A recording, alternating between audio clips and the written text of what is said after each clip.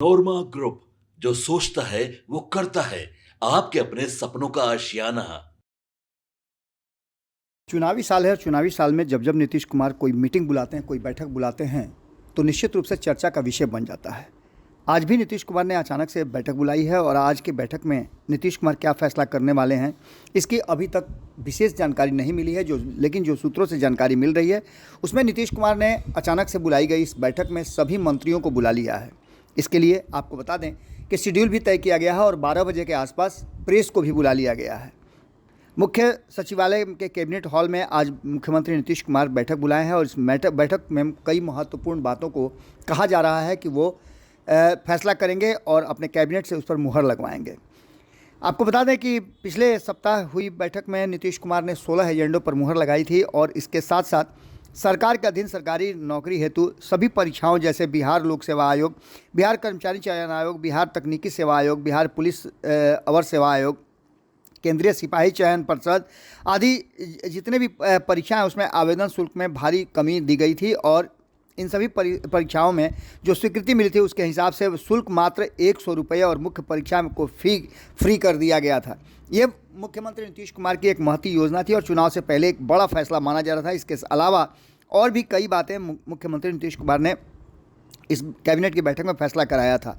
राजकीय शिक्षक पुरस्कार प्राप्त शिक्षकों को पूर्व प्रावधान नीति राशि को वित्तीय वर्ष 2025-26 में 15,000 से बढ़ा करके 30,000 रुपये कर दिया गया था, जस्ट डबल, और स्वीकृति उसकी दे दी गई थी। साथ ही गन्ना उद्योग विभाग के बिहार ईंख विकास सेवा भर्ती प्रोन्नति एवं सेवा शर्त नियमावली में भी परिवर्तन किया गया था। इसके अलावा बताएं आपको कि सरकारी कर्मचारी 2026 के सरकारी कर्मचारियों के लिए छुट्टी की स्वीकृति भी दी गई थी। आज एक बार फिर से कैबिनेट की बैठक बुलाई गई है और चुनावी साल में इस बैठक को काफ़ी अहम माना जा रहा है। मुख्यमंत्री नीतीश कुमार कई बड़े फैसले कर रहे हैं और लगातार उनके फैसले देखने को भी मिल रहे हैं।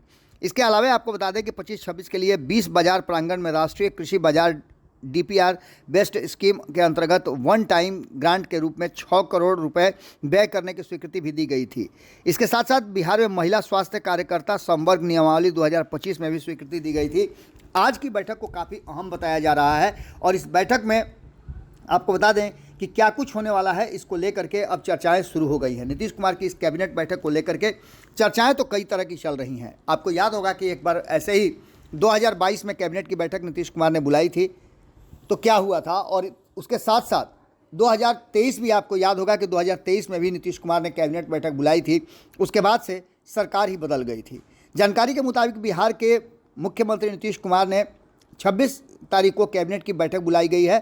10:30 बजे से ये बैठक शुरू हो गई और इसके बाद विभागों के मंत्री और अधिकारियों को सूचना इसकी दे दी गई है। इसके बाद अब कल कैबिनेट की बैठक जो हमने आपको बताया भी था कि आज होने वाली है, उसकी पूरी जानकारी जो इकट्ठा की गई है और हमने जो सूत्रों से जानकारी ली है, उसके बाद कैबिनेट की बैठक होने के तुरंत बाद प्रेस कॉन्फ्रेंस बुलाया गया है और इस प्रेस कॉन्फ्रेंस में बैठक में होने वाली बातों का ब्रीफिंग किया जाएगा।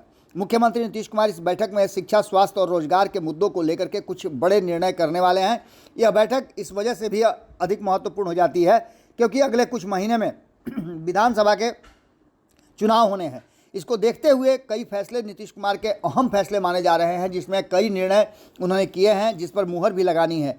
आपको बता दें कि कैबिनेट की बैठक में कुल 16 एजेंडों पर मुहर लगी थी पिछली बार, जिसमें 20 लाख नौकरी और रोजगार का बड़ा फैसला लिया गया था। इससे पहले शिक्षा विभाग के रसोइया, नाइट गार्ड और शारीरिक शिक्षक, स्वास्थ्य अनुदेशक का मानदेय दोगुना कर दिया गया था। इसके बाद इस बैठक में जेपी सेनानियों और BLO को लेकर के भी बड़ा फैसला लिया गया था। जेपी सेनानियों का पेंशन 7500 से बढ़ा करके 15,000 और जिन्हें 15,000 मिल रहे थे उन्हें 30,000 रुपये देने की स्वीकृति कर दी गई थी। आप समझ सकते हैं कि नीतीश कुमार चुनावी साल में हैं और जिस तरह के आंकड़े आ रहे हैं उसमें इन बैठकों का काफ़ी महत्व है। खास करके अगर बात करें तो सरकार कई फैसले कर रही है और इन फैसलों से सीधा आम आदमी जुड़ा हुआ है। आपको बता दें कि इन बैठकों को लेकर के लगातार जो चर्चाएं चल रही हैं, इसमें कई अहम फैसले की बात की जा रही है। इन्हीं अहम फैसलों में आपको बता दें कि मुख्यमंत्री नीतीश कुमार ने इससे पहले पर्यटक की सुविधा हेतु नालंदा जिले के राजगीर में जन निजी भागीदारी PPP के माध्यम से 2 5 सितारा होटल और वैशाली जिला अंतर्गत वैशाली में एक 5 सितारा रिसोर्ट का निर्माण एवं संचालन आधारभूत संरचना विकास सामर्थ्यकारी संशोधन अधिनियम 2023 के प्रावधानों के अनुरूप कराए जाने की सैद्धांतिक स्वीकृति दे दी थी।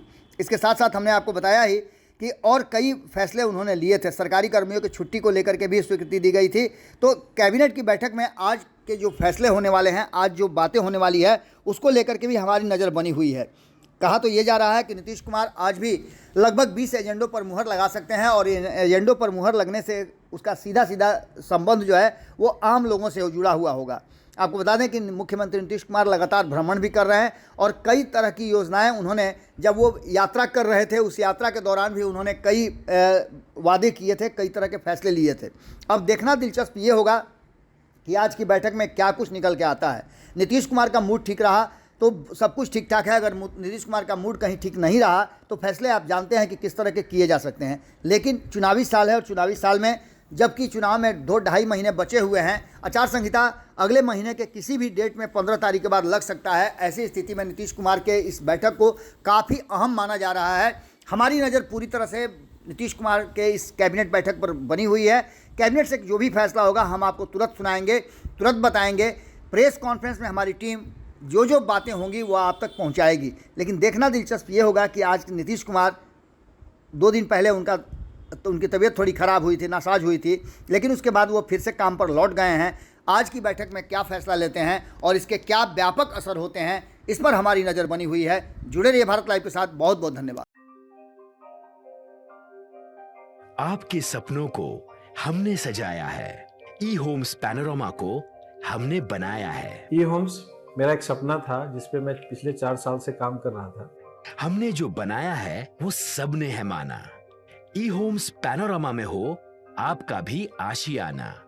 और फाइनली हमने 2021 में इस प्रोजेक्ट को लॉन्च किया। बहुत लोग अप्रिशिएट कर रहे हैं कि पूर्णिया जैसे शहर में, बिहार के, एक तो बिहार की बात करें उसमें भी पूर्णिया जैसे छोटे जगह में इस तरह का लाइफस्टाइल देना, ये सुन के हम लोगों को बहुत अच्छा लगता है।